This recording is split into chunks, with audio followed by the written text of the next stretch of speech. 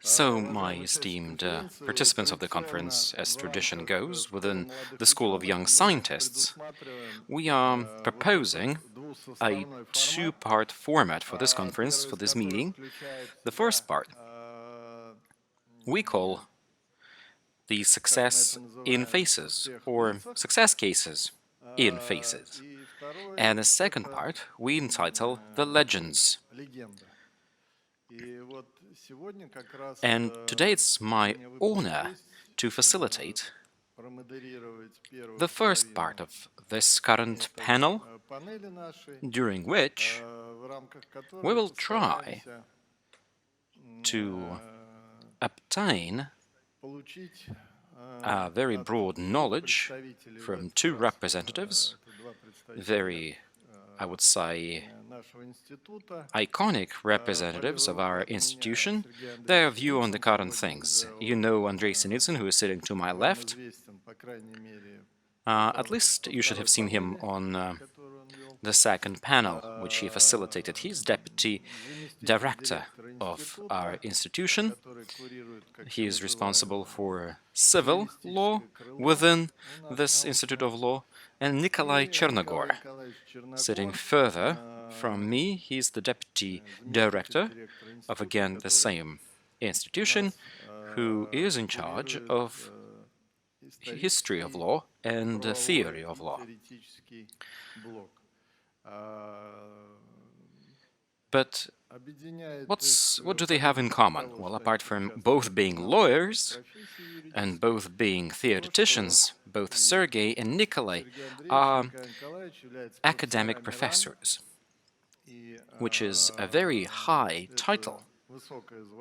But not only it's just a name giving out to a person or a status that each of them holds, but also it's something that we're very proud of, having two such distinguished gentlemen within our ranks. And also being the one starting the panel, let me introduce you Alexander Nozdrachov, who will be responsible for facilitating the second part of this panel. He's going to be the main figure there. He is the chief scientist of the institution. He is an honorary member of science. And you've been around since 1965, is that correct? Yes, that's how long he's been in our distinguished institute. He is a well-known person in the legal world. He has lots of authority. He is a well-known scientist. He is loyal to the institution. He's been here for so many years, it's hard to count. Therefore, I believe it will be only of interest to hear to what he has to say. And I believe that the young theoreticians on this panel, the young scientists, will love to hear what he has to tell you about at least his personal, professional life. Why we are conducting a host of events like this? Because I believe that for a young scientist out there, for a scholar of law, it's hard to find the profession that suits him or her best. I know we have parents sitting in this room whose kids are still on the crossroads, still deciding. I also know and I also see that there's some younger lawyers in the room that are trying to find the way. Some of you are just in the beginning of this road, and you're crossing the threshold, and you don't know which path to take. And as far as intellectual investment is concerned, me personally, I've been struggling to find my own professional pathway. My father was a military man, and I've been always trained and drilled as a military person. I've even concluded the first year at a military school in the preliminary year, but I've never became a military man. I submitted some of my documents to the Economic Institute, then I realized it isn't good for me, and then the committee members told me, maybe you should try, and I said, no, thank you. Then I studied for a semester at the Polytechnical University, and after the army, I realized what my life holds up for me. And I enrolled in the Legal Institute, and you never know, actually, which route to take from the very beginning. You don't know what to focus on. I started as the law enforcer, then I went on to become a criminalist, a criminal expert, but then the fate allotted me to become a tax lawyer. Then I moved on to become a budget expert, and now I am a polythematic person, meaning that I can cover a range of topics. We've recently held a panel. We've been talking about how many educations you should have and what should your major be. So that's not an easy question to answer. So this event we're hosting today might help to answer a number of questions to our younger colleagues sitting in the room. Our more senior professionals will illustrate with their own personal and professional life which route you should be considering. Definitely, I've been having some preliminary conversations with my colleagues on the panel, and I told them that I'm going to address one single question to all of them, which will go like this. What was your beginning? Where did you start? How did you start? How did you came up? How did you mature in the legal profession? How did you expose yourself to the legal profession? And what are your current intellectual challenges that you bother your brain with? I'll start with my colleague here. The contents of the session was actually drafted by Sergei Andreevich. I hope it was useful for you and interesting during the first part of the conference, and I'm hoping that the continuation of the session will be of no less interest. Thank you, dear colleagues. Are we going one by one? Or can we just take all the questions all together? You can take all the questions all together, but do remember that we have half an hour for each one of you. Alexander shouldn't be wasting his precious time. Never do I want to rob my esteemed colleague of that precious asset as time. I wanted to become a lawyer since grade 9, actually. And that's where I believed my fate is. I got enrolled at the Moscow University, and since then, at the legal department of which I was making my first step in the profession. I started working right away. I got enrolled at an evening department. The university gave me such an opportunity. Why am I telling you about those first steps in the profession? My first advances in it. Because the university gave me an honor and a pleasure of keeping long debates with amazing lawyers. My teacher was Mr. Dr. Suhanov, the deputy chair of the civil law, the doctor of legal sciences. And I don't want to sound as an offender, but let me tell you this. I believe he's the first Russian civil law expert, one of the greatest ones. Well, of course, he is in the ranks of peers, but still. And getting through the university was not easy. It was a school of life. But he injected me with two qualities that later on helped me a lot. First, you never stop challenging yourself, and you constantly, continuously grow. Never sit idle and rest on your laurels. And for so many years already, I've been following this recommendation. And of course, he showed me the new horizons of the legal science, and I realized for myself that this is something of interest. And I felt that I finally have an opportunity to pursue this pathway. And of course, I wanted to try to combine practical work with theoretical one. And my first scientific experience, or scientific creative experience rather, happened during the university years. I became a laureate of the Lomonosov Conference. Some of the papers were published back then, and I was writing an essay, and I got really hooked up. And this is something that opened the new horizons for me. And since then, I've never stopped idle. I've never rested. It is not by chance that I started telling you this story by mentioning my professor, my teacher, and this is something that I will continue telling you about, my other teachers. For everyone sitting in here, all those young scholars and scientists, my call to you, find a good mentor, someone who will set you up for the life to come. The road might not be easy, it might be full of, well, the road might be bumpy, but it will help you to navigate in the profession. Now, talking about my mentors, in 2001, the fate brought me um, to the Institute of Comparative Law Studies. I was a student back then, and I studied at some of the freshman grades, and there I met Nina Isayevna Kleina. So talking about my mentors, I wanted to mention two great names here, Russian scientists. Nina Isayevna Klein, professor, and Nikolai Alexandrovich Sarikov, professor. Both of them have invested heavily into me. They've invested their soul, their heart,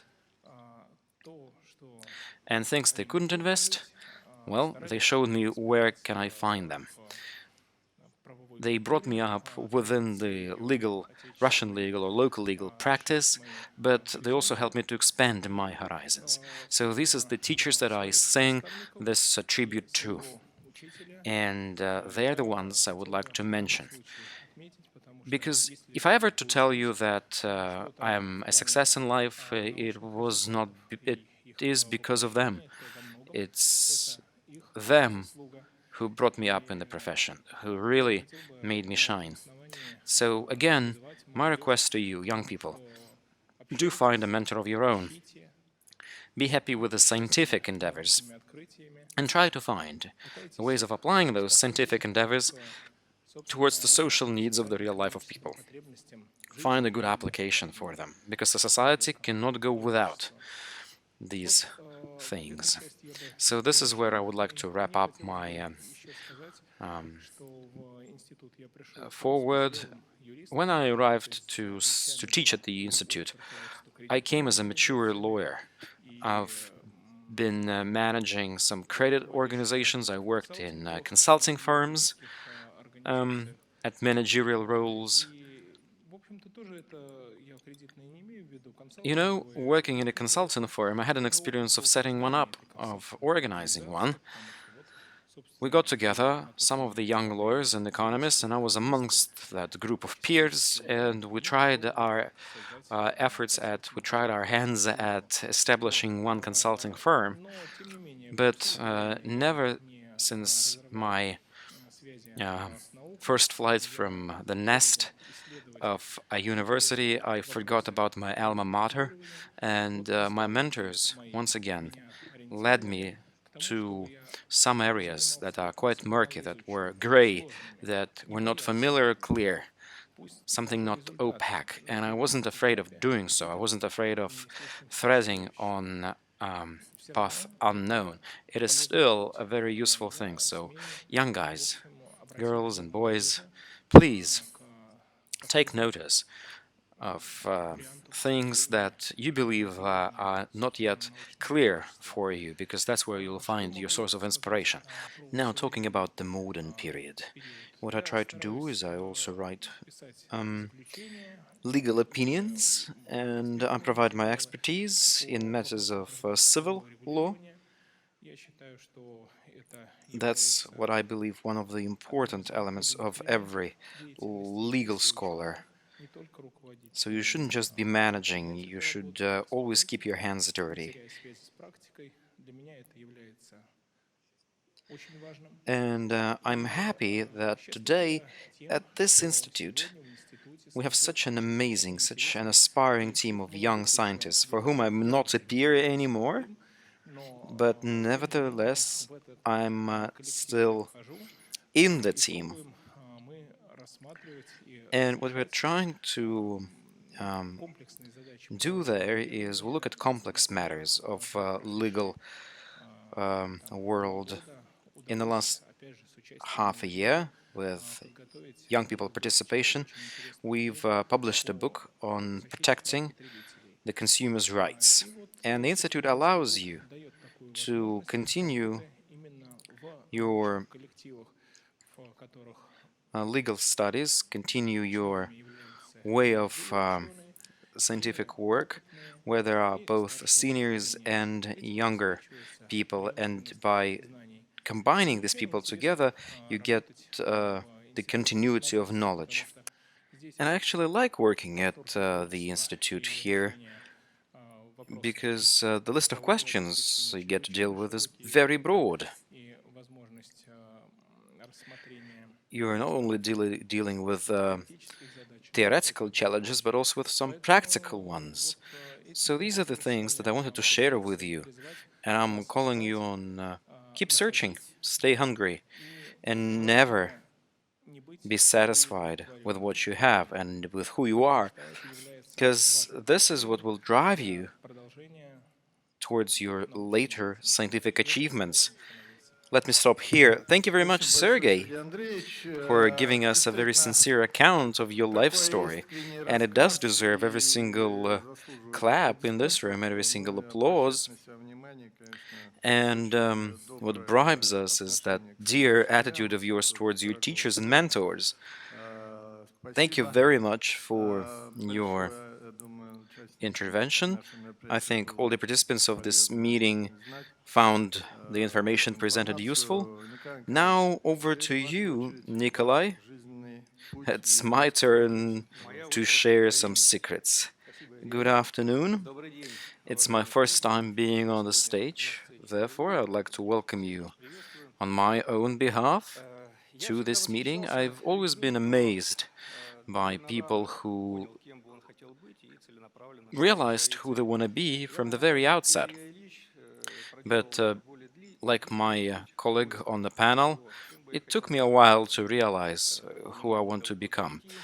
I also pursued a military career in the beginning, went to serve in the army, but then I landed at the history department of the legal university and I almost finished it. My last year there coincided with 1994, and you remember what period was this. And I didn't clearly saw myself in this time. The plans that I was building before going to the institute that had been demolished by the time, by the turmoil, and I decided that I should get a transfer to the High School of Militia. And that's exactly what I did. I got transferred, and that's where I again got exposed to a legal profession. When I studied at the history department, I looked at the social issues and some law. But this law, us being students back then, we never took it as something important. We never considered it of being important. We focused more on history, of course. But when I ended up in the militia school, I realized that actually law is a very serious matter, and I was not ready to immerse myself in it. I came as a second grader. All the other guys around me were in the know, but I myself found to be, well, quite an intruder. Found myself to be quite an intruder, an imposter even. But I really learned to study during my years at the history department, and I could memorize a lot of things in one go. Back then, we were not considered students, even we were listeners, or participants rather. It took me some time to get adjusted, but when I was already graduating from the High School of Militia, I was even awarded with a cum laude diploma for the best achievements and for passing the state grades on top of the class. Sergey talked about mentors and teachers. I think that every professional, be that a lawyer or a representative of any other profession from a different background, can bring up to his or her mind a lot of people like that. And of course, we owe our success to, well, various events and various people.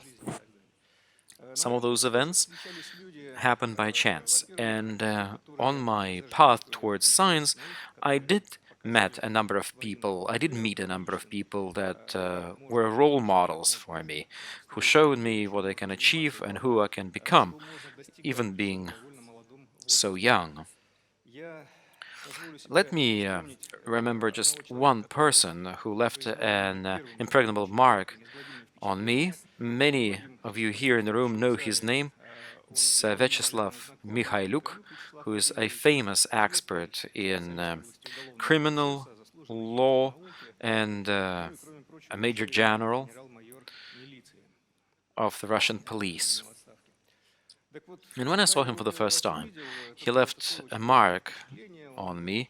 He was a young man back then, 35, 36-ish, maybe less, but he was really tall. He was really an imposing figure, a great character in a crisp white shirt, who was an interesting mix of diverging things. He was a master of sports. He was also a doctor of science, one of the youngest in his field. He was an amazing person to talk to. He was a great conversationalist. And he was a hunter and a fisherman. And science was something that he held very dear. He was really engaged in it, and it was a hobby that never left him.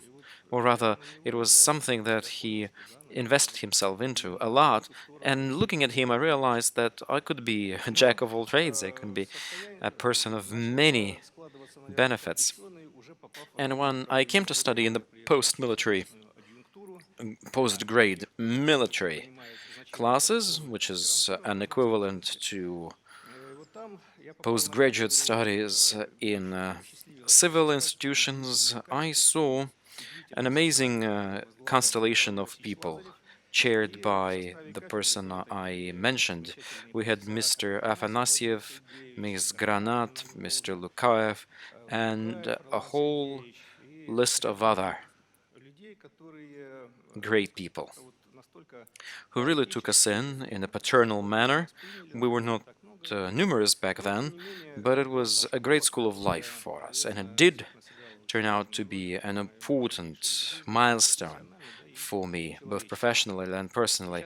As you know, Valery Lazarev today teaches at our institute, and I sometimes joke with him. I pull his leg telling that I'm your boss now, but he takes it pretty lightly.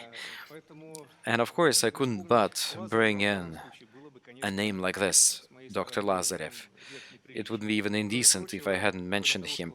Apart from being a chair at the department, he was also my scientific advisor.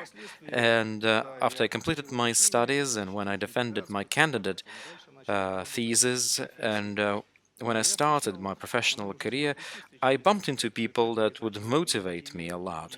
So what I would like to call on is don't just look up at the stage here. Don't look up at those scientists that have already grown to become famous. Look at those who are around you. Look at your peers, because slowly and gradually they turn from being a person who you know, who you rub shoulders with, just a student or a PhD student, into a role model for you, into a real star. Let me also mention Alexander Yemelyanov, who is sitting in the room, who unexpectedly and suddenly defended a doctor thesis while I was just thinking about it. And when I got to learn about it, it so happened I was in a subway train, and I saw an interesting inscription on the wall. A person who is lucky is someone who did stuff, while others were thinking about stuff. So while I was thinking about stuff, one of my peers did something that nobody expected him to do. I never believed that being so young, at 29, you can defend your doctor thesis. As they say in Russia, a bad example is the most contagious one. And after several years, I made it myself. It was another milestone in my career, and it brought me to a new level. And of course, the Institute of Lawmaking, where I landed for the first time in 2009, brought me up a lot. and now I'm deputy director in there. It happened not because I'm such a good person, and not because for my looks, but it's because the atmosphere in the institute, the environment there, pushes you forward, always propels you, and it makes you invest efforts into things, and it helps you to become it really forges you. There is a Hollywood movie called The Kingdom of Heaven. If you haven't seen it, it's about the battle for Jerusalem, the Crusaders, and one of the knights teaches, professes in front of his son. He says, "In Jerusalem, your origin is nothing. There you become who you want to be." So the Institute of Lawmaking is the place where you can become who you want to be. Do not be afraid of your wishes and desires. Believe in yourself and never doubt, never for one single second about what you can do, and do value those who you meet on your professional and personal life. Be them real scientific gurus or be them your own peers, young guys just like you. Thank you. Thank you, Nikolai, so much. You see, our institute management is so punctual. You're bringing us to a close. You are not late for one single minute. Thank you, Nikolai, for telling us your story. I think that the information we've received today can really help you to navigate within the sea of profession. And of course, advertising is due. It's been said already in the beginning that we are offering a lot of opportunities for young lawyers. You can come to study at our master's program, our doctorate program. We have scientific councils for all legal professions. We have a chamber-like education. Why? Because our groups are pretty small. We like to keep things private within ourselves. And people who teach at our institute are some of the best names in this country. I can't really phrase it differently. And in this regard, since this is an event for the lawyers, and since it's for someone who want to be a part of the legal science, I don't think you can find a better venue to progress than our institute. So if you're really into it, if you really want to be a good established scholar, if you really want to succeed, you're welcome. Our hands are wide open. We offer all conditions and a great environment for your career progression. Slowly, but gradually, we are moving towards the second part of the event. Nikolai has mentioned Alexander Yemelyanov, who will come up on that stage. He is deputy head of administrative law and process law in our institute. Formally, he is also a boss of Alexander, who is, again, just a chief scientist at the department. But I don't believe he thinks that he is a boss. He sees himself as a loyal student of our great guru, of our great master, and Alexander Sergeyevich, Alexander Filipovich, we are yielding the stage to you.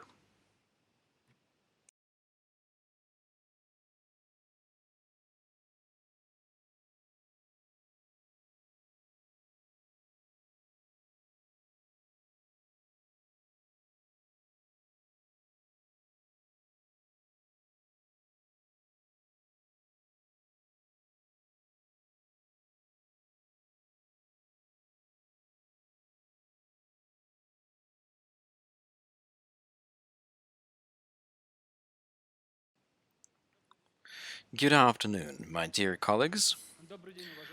It's a great honor for me to host and moderate this session, and I would like to introduce, undoubtedly, one of the best gurus of our institute, Alexander Nozdrachov.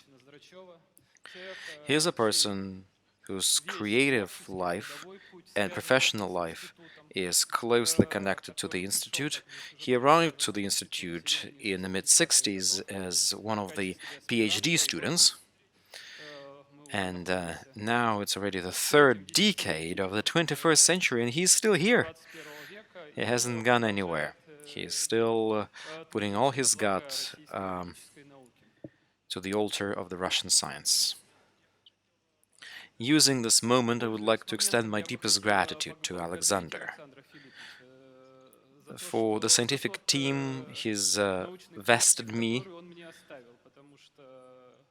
a great contribution of a scientist is not when you're doing research by yourself. It's when you are building a solid team of professionals, a team that becomes much bigger than the sum of its parts, and that can deal with issues far beyond the capacity of a single person. And now I'm heading the Department of Administrative Law and Process Law, which is a great department to work in. Thank you very much for vesting me with this. My question, my first one, will be, how did you arrive to science? I know that you also served in the army, and during your service, you even took part in shooting a movie, one of the greatest movies of all time here in Russia, called The War and Peace, directed by Bondarchuk. Did I get it right that Mr. Spiransky was something as a role model for you? Yes, Lev Tolstoy didn't portray him very well, but nevertheless, was he someone you were looking up to? Thank you very much for this question. I would like to begin my talk by saying the following. Dear colleagues, a great honor has befallen on us. We're celebrating an anniversary of our institute. It's turned a century old, which is an iconic date. It's not just for the institute, but also for the whole science, legal science in Russia. The contributions of this institute in the Russian law, in the Russian civil law, are numerous. They are well known, far and beyond, and they've been marked also by our state in a due way. The institute has a great track record, which was written by amazing people, real professionals, loyal to everything they do, loyal to their cause, loyal to the institute, and their portraits are a remarkable memory of their achievements. And the portraits there in the boardroom support every decision we make. In the last 20 years, I think we are writing golden pages of our history book. For the first time in the Institute's history, its director is a woman, a young woman, which has carried this institute on her own shoulders and helped to raise the bar even higher and propelled it forward. I think I'm objective when saying it. And I think that my comments here are also quite objective, because Tayara Yerulovna, for me, is the 9th director that I've seen. A 9th.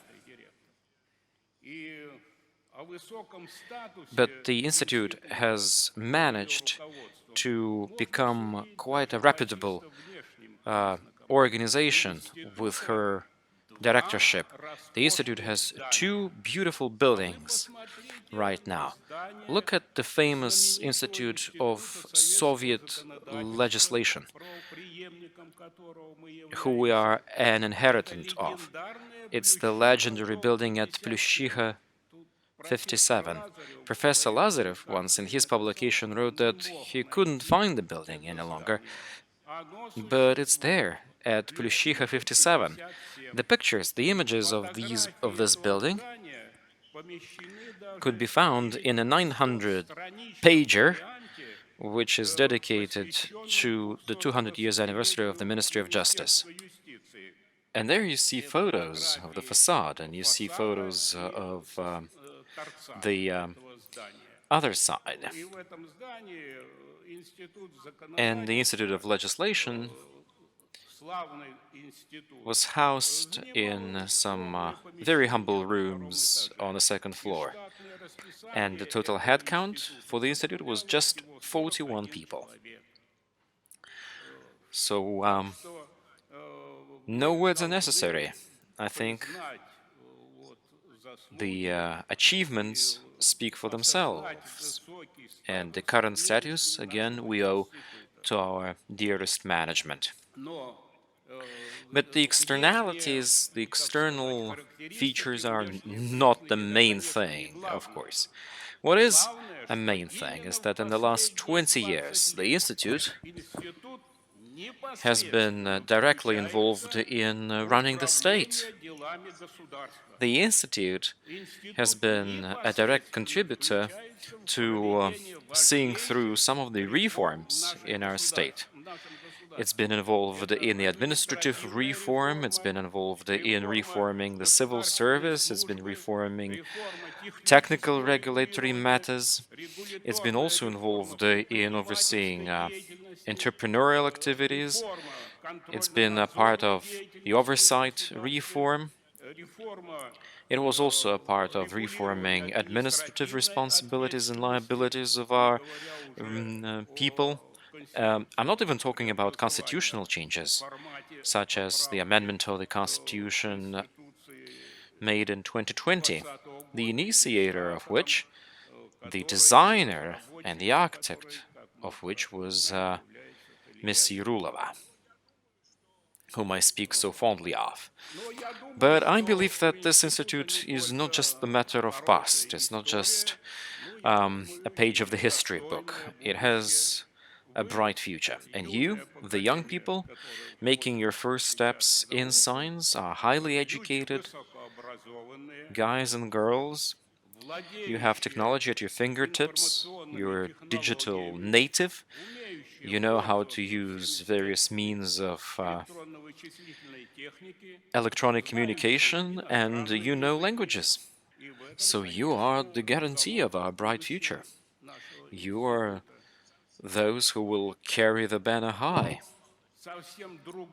Although some other fate has befallen on those employees of ours who've been sustaining the Institute. While I just came to the Institute, it was in the 60s, last century. Almost all employees of the Institute were participants of the Great Patriotic War. All of them had their wounds, all of them had injuries, but the war left not just physical marks. Some of those marks, yes, they were clearly visible. The people lacked limbs, some were almost completely blind, like my scientific advisor, Mr. Samoshenko, who was injured in his head, and the employees of the Institute, the women, also, almost all of them had taken part in the Great Patriotic War and the events thereof. But all of them, I believe, are legendary. All of them are worthy of various awards and the fame. Their life work deserves our attention, and it's an inspiration to us all. Even today, as of now, we can find a number of characters who are true heroes of our institute. These are the people who embody the institute. They are a living image of it, and we know all of them by names. These people and these employees of the institute deserve our deepest respect and our gratitude. As far as myself is concerned, your humble servant, I never claimed to become a hero, and I never claimed to become an icon of that institution, and let me tell it frank to you. I think my deeds are not that numerous, and they don't definitely deserve the broadness of attention you're rendering me here. I've never done something to be considered as a legend. This institute I believed as my workshop, and I always thought myself as an artisan in this workshop. Um, I'm completely loyal to the organization, and everything I have in my life I owe to it. Here we spoke already how some of our employees found a path for themselves. When I was getting ready for my postgraduate studies, I did my military service and I was drafted. It wasn't an easy time for me. Those of you who served in the army, they know that you have to attend the preparation course. You also have to be trained as an officer, as a retired officer, and also you have to carry out some of the military duties, which were pretty taxing back in the day. And I told those stories already at our institute, and some of the senior people listened and know this. The hardest thing for me during my studies was taking part in the War and Peace movie and starring as an extra there. The thing is, when they were hiring extras for the Russian army that fought with Napoleon back then, they decided to draft the full motor rifle division named after Kalinin, where I was serving, and it's 16,000 strong. And that division was the one playing out various battles against Napoleon. So they were replicating the battles of 1812. For example, under Dorogobush in Smolensk, that's where they were shooting it. The shooting lasted for more than 6 months. Any war is an atrocious thing, and it's a very hard labor, it's a taxing thing. You're not just attacking or you're fighting or you're battling. These are not just glory and fame, but it's a very hard physical labor. You're sitting in the trenches, you're defending with breastworks, and all of those things were dug out by our Russian soldiers, and these hands knew hard work. I had blistering calluses on my hands. The director of the movie, Sergei Fyodorovich Bondarchuk, the greatest movie maker of the Soviet Union, one of the hardest working men, spent all his time on the battlefield, and he was the one directing and orchestrating the battle. Not only that, he was also involved in shooting it, and he actually lived not so far from the battlefield in a shelter that someone proudly called hotel, which was never near that grand status. And yeah, he was the one being involved in all the battle scenes, and he even caught fire a number of times. He got blasted by some of the fake grenades, but every time we organized and orchestrated a battle, beautiful actresses would come and observe that, and that served as a great reward for everyone who took part in the Great Patriotic War, although a different one with Napoleon back then in the movie. And when I passed my exams, I did so in front of a legendary committee. Yekaterina Abramovna Fleishets, a candidate of science, Alexei Mickiewicz, Alexander Shibanov, both are theoreticians, and amongst them was also Anatoly Alexandrovich Tiley. You see, the thing is, amongst the questions I had to answer in my exam ticket, and I was examined on the state and law, there was a question about the psychology theory of Petrozhimsky. I delivered my answer, and I called the author of that theory by name and patronymic, Lev Iosifovich, and Yekaterina really liked that, but she was not satisfied with the answer I gave to the question. Why wasn't she? Well, because in 1909, she was herself passing an exam after she graduated from Sorbonne, after she had graduated from Sorbonne in a St. Petersburg university. And she listened to Petrozhitsky's lectures. She met him a number of times herself, and as far as I understood, she was somewhat of his proponent. And within this 30 or 40 minutes, she was talking about the essence of the theory, being really inspired, and I held my breath listening to her, as well as all other members of the committee, and I got a B for that, a B. Just good, not excellent.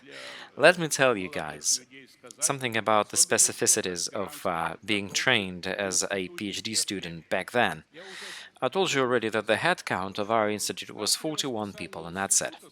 41 experts, 41 professionals, including our female caretaker by the name Dusia, who always wore a very warm coat, and she was nestled in her booth next to a telephone machine, and she constantly stood vigil.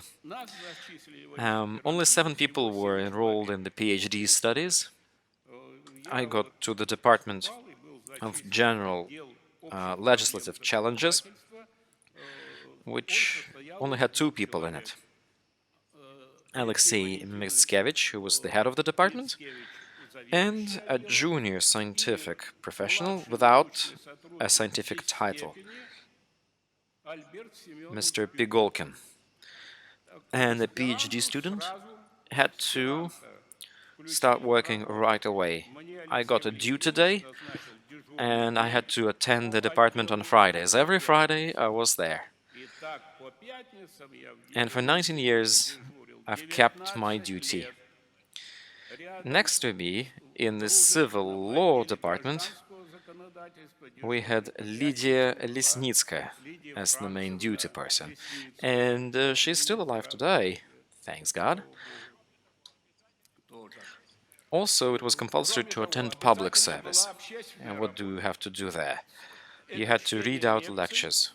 You either have to talk about social studies or political studies.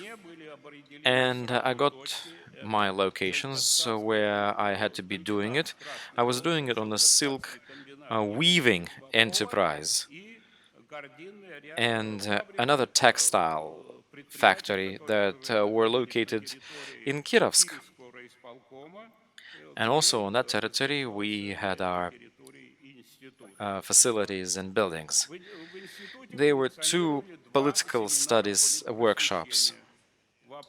First, there were classes on Marx and Engels and their civil studies, and Ivan Samoyshenko was in charge of it, and I was the responsible secretary of that seminar, of that workshop. Another workshop was headed by Alexei Mickiewicz. Just after the exam, Alexei sent me to head another seminar on state and law, as described in Lenin's works, to the Moscow State Court. I was really opposing to that. I really resisted. But Alexei told me, if you're not agreeing to read lectures there, to conduct a seminar there, then your exam mark or grade will be taken down. It means that we were mistaken. So I had to go there to the court, and however hard it was for me to prepare, I still did it, and I had to teach the judges in the Moscow City Court. Yeah, it cost me a lot of gray hair.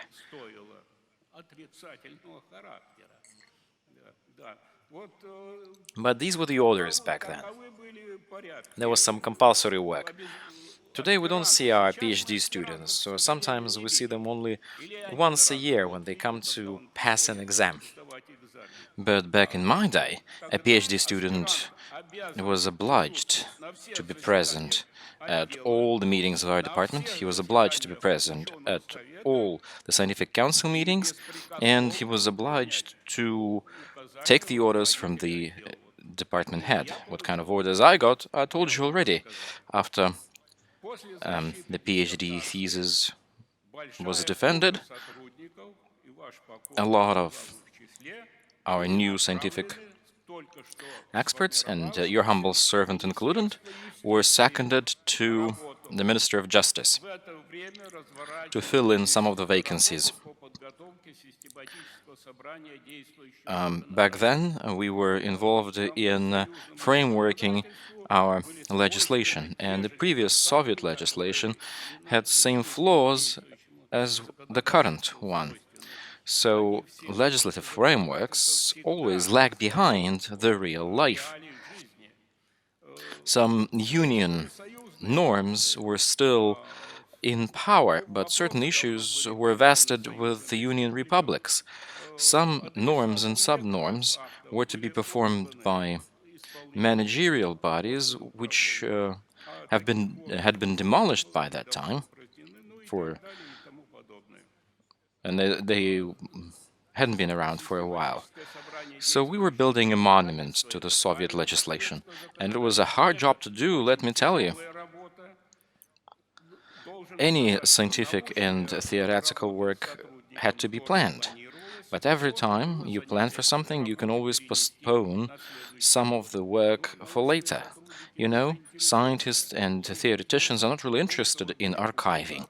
They really want to write papers and they really want to move along the scientific track. That's why we had to perform double functions, but at the same time we were getting just one salary for that. I was also teaching, and I read lectures about the Soviet economics legislation, the Soviet economic planning, and also the legislation in culture and arts. And although that was a lot to chew, I still did my best. For example, a lot of efforts have been put in by our agricultural experts, for example, Dr. Kazmin, Valentina Yemelyanova, Genrikh Chernov. All of them are brilliant members of our institute. They've been around for so much time, but unfortunately they had retired recently. There's another specificity that I would like to talk about. Something that you need to expect from your scientific career. Our administration used to believe that all the young members of the institute need to be given some cases, some work to do, not only within the institute but also beyond its borders.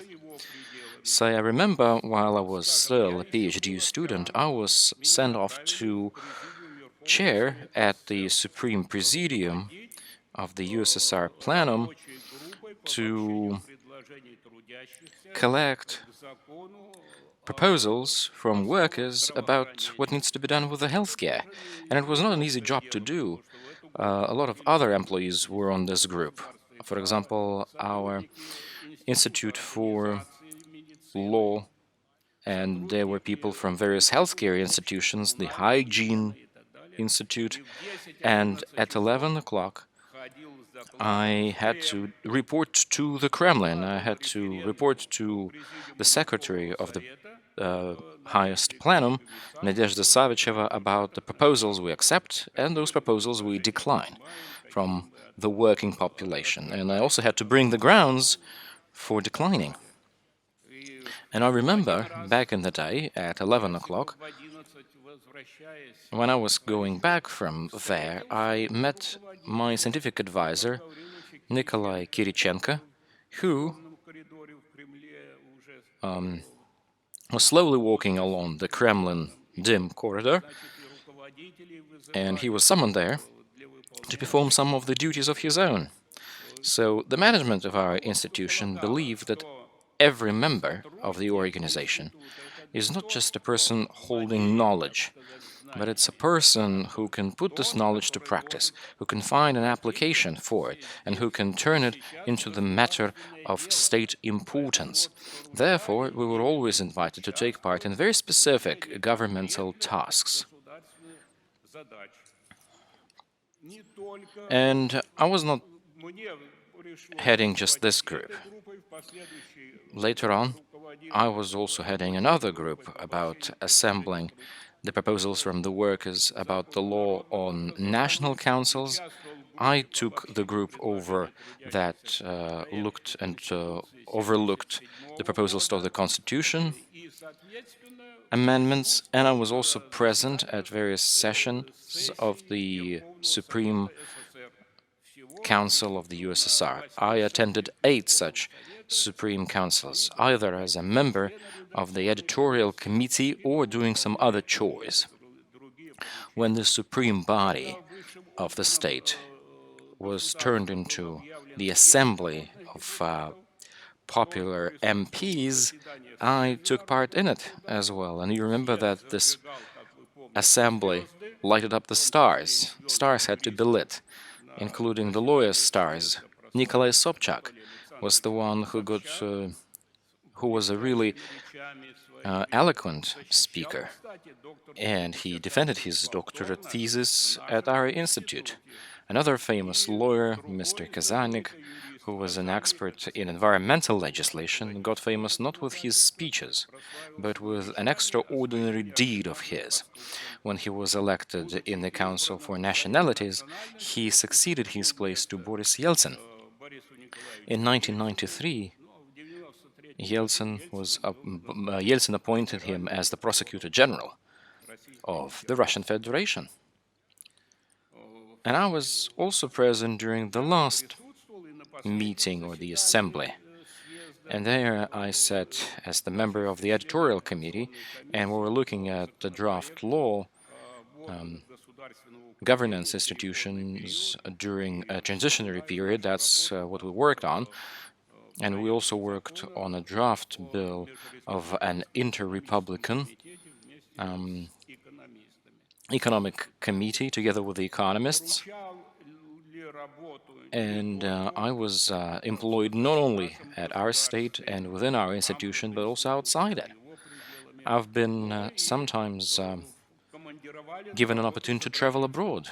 In 1979, in April, there was a last battle in Vietnam under a code name, a frequent wind, which was a code name given to an operation, an offensive planned by the Americans, and they were hoping to end Vietnam once and for all, but it turned out a completely different story.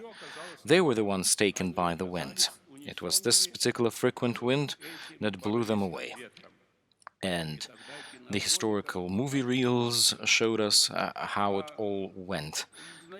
In November 1976, I was sent to Vietnam, to the highest school of administration, and I had to read my lectures on legal regulation of the economy in the USSR, the ministerial system in the USSR, the state services of the USSR, systems and organizational structures of executive committees, of the overall Council of Workers and MPs. That's how we would call our local and regional self-governing bodies.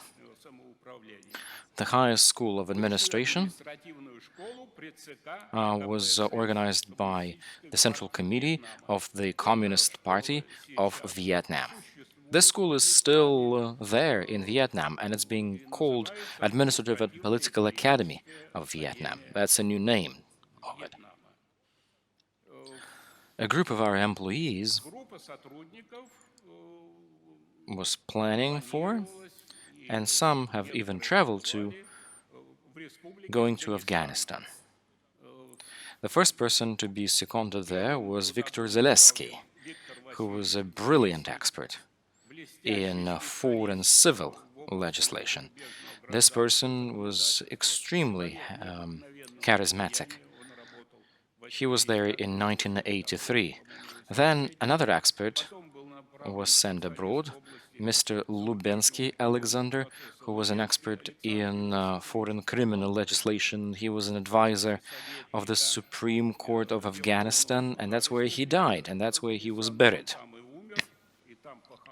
because he never had a family back in the USSR. I also was hoping to get a long-term business trip together with a family, and I was planning one in 1988, but that business trip failed, luckily due to known reasons. What else need to be said? Today, our employees and our members act rightly. When they get other specializations, when they broaden their range of tools, and when, apart from being just purely lawyers, they become somebody else, they get additional certificates and top-up trainings. I believe it's the right thing to do. Back in my day, in order to do legislation and in order to research economics in the Soviet Union, I had to finish some courses at the State Planning Institute already in some of my more senior years. And now I need to explain you what I did in the 90s, in the new time. Remember the ravaging 90s? Well, they were a special period for the Institute and for myself personally. Our institute was on the brink of being closed. But thanks to a smart policy of our scientific council, the institute remained. And for me, those years were the years of reforging. By reforging, we mean we needed to obtain new knowledge. We needed to soak in some of the things that we used to call bourgeois. I was sent off to study the democratic system of state governance. And the parliamentarians of Canada taught me this program, together with the senior scientific advisor, Vera Pronina. We did study a lot. We used to be doing our classes at the Trubная Square in the Political Education building. You see, the irony is that 2-3 years ago, the same building was used to read lectures about the democratic system in USSR. And seminars under the same name were also conducted.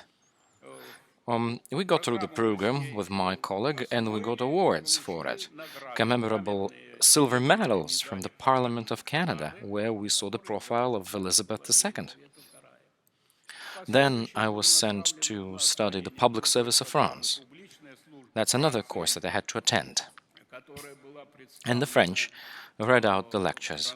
A responsible employee of the Ministry of Internal Affairs, and I know my time is running out, so the responsible employee, then the representatives of the State Council, and the representatives of the trade union of the state workers of France. I got through the program, haven't got any awards though, but I got included right away in some standing committees on preparing the concepts for the state service, designing the draft of the bill on state service, and so on and so forth. Of course, these programs that I attended were much more useful for us, and they led to some real achievements. Of course, colleagues, moving on to the most modern times, I could have told you a lot. I could have told you about the achievements of our institute, and specifically about the achievement of our department on administrative legislation, because they've been involved in running an administrative reform. And they've also been reforming technical regulation, which wasn't an easy job again. For me, this administrative reform started when we had a meeting at Deputy Chairperson of the government, Mr. Shuvalov, during which, and again it was in February, and I remember this day as fresh as today, because it was a really frosty day. There was a snowy blizzard, and I had to arrive at 8 sharp a.m., and I had to stand in front of the office of Mr. Shuvalov. And it took me a lot of efforts to get there. The meeting itself was not numerous, and when Mr. Shuvalov, the deputy chairman of the government, asked me a question, he wanted to learn what shall the reform start with. So when he turned to me, Here I need to tell you about the usefulness of the concept our institution develops. Intuitively, we as administrativists were ready that this question will come, and we were ready to give an answer to it. So what I told him was, in the administrative law science, there is a formula: functions, structures, headcount. When you streamline your public service, you need to start by taking a stocktake of your functions, things you do. And when I answered that, Igor Shuvalov said with satisfaction, "Well then, it means that theory and science supports us, and they have vested this work to the Institute." Once again, it's not an easy job to do. It's not a walk in the park. Those functions, all of them occupied tons of boxes, and we had to manually browse through all those functions. It took us 7 or 6 months to just get through the piles of paper. We had no weekends, and we worked 24/7. Actually, we never asked for any compensations from our directorate because we realized how important were the things that we were doing.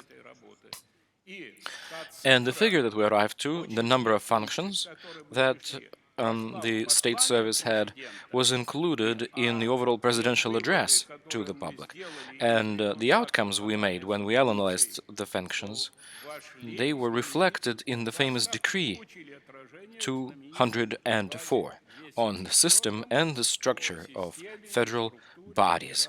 Now, esteemed colleagues, in order not to bore you any longer, allow me to wrap it up, because my memory is going along the memory lane for a senior person.